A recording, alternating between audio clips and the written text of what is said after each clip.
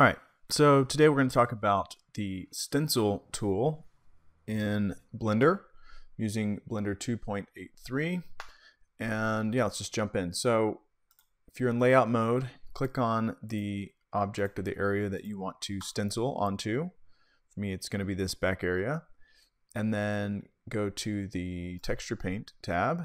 And let's say you're out here. I'm going to, you probably want to get square up. So the way I did that is just holding down Alt and then holding down the middle mouse, and then whichever direction I go, it snaps to that axis. So all right, so once you're in texture paint mode, you can go to your brush settings over here to the right. So you've got your tool settings.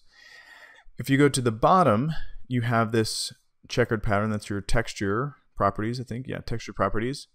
And you can create a new brush. So you can create new brush, and this can be a lot of different things, but I'm going to talk about image or movie. So click on this type, go down, find image or movie, and then open whatever you want to open. So this could be a PNG that you found online. This could be something you created. I have created, let me just navigate to it. So I have created, let me just go to it. So I have this Photoshop document, just call it stencil. But I could, I have different things that I might want to stencil, and I'll probably just continue to add things here. But this is the text that I want to stencil. So you can see it's very basic. I just added a text. I have a transparent background and saved, but whatever. So once you add this in, by default, so yeah, I did stencil. By default, it doesn't look right. So, and actually right now it looks all right, but it's only because I already did this. So once you have this selected, you can go back to your tool settings, and then under your brush settings, so you have your brush settings, so open that up, and then under texture, so open that up, you have this thing, and then if the aspect is wrong, you probably just need to click this image aspect button, and that should correct it right away. All right, so now, and right off the bat, I can, if I left click, it will stencil this onto the 3D model. So if I do that, you can see it shows up over here in the texture as well. So I'm going to Control Z because I don't want that right now. So now, if you hold down the right mouse button, you can click and move it whichever direction you want. If you hold down Shift right mouse, it'll make it larger or smaller. If you do Control right mouse, it will rotate. And you can also access those settings over here. So I want to make sure that's all at 0.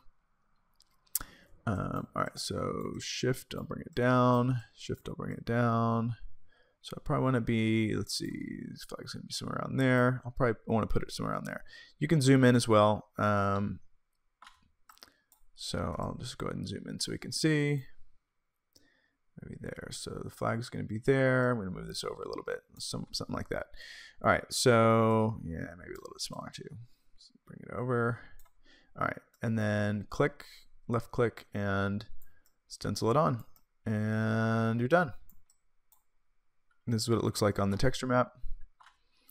And yeah, you can also stencil it on the texture itself, but I don't personally recommend that. Let me see how that looks. I guess it works, but there's something weird going on there.